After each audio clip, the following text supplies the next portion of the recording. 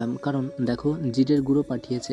নিজের হাতে জিরেগুলো ভেজে তারপর সেটাকে গুঁড়ো করে এত বড় একটা বাক্সের মধ্যে আমাদের জন্য পাঠিয়েছে। উপহারগুলো খুলছিলাম আর ভাবছিলাম কত যত্ন করে আমাদের প্রয়োজনীয় বা আমাদের দরকারি কত জিনিস পাঠিয়েছে। দেখো ভাই লাল লাল তরকারির ঝোল পছন্দ করে, তাই আমাদের জন্য আবার কাশ্মীরি লঙ্কার গুঁড়োও পাঠিয়ে দিয়েছে।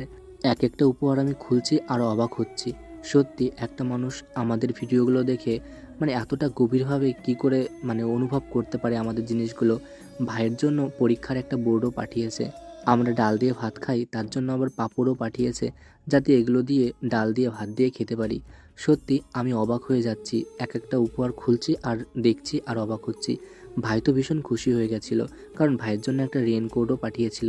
আমরা সাধারণত কোনোদিনই রেইনকোট ব্যবহার করতে পারতাম না, এটা ভেবেই ভাইয়ের মজা লাগছিল যে এখন থেকে পরতে পারবে। আর দেখো এরপরে দেখলাম আমাদের জন্য একটা টেবিল কভার পাঠিয়েছে, আর এটা নিজের হাতে যত্ন করে নিজের হাতেই তৈরি করে আমাদের জন্য পাঠিয়েছে। এর মধ্যে প্রচুর পরিমাণে খাটনি এবং যত্ন আমি দেখতে পাচ্ছি, আর আমার খুব ভালো লাগছে।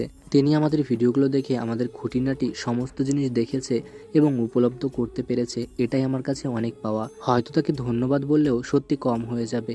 হয়তো এই ভিডিওটা পোস্ট করার পর আমাকে যারা অপছন্দ করে তেমন কিছু মানুষেরা আমাকে উল্টোপাল্টা বলতে চলে আসবে।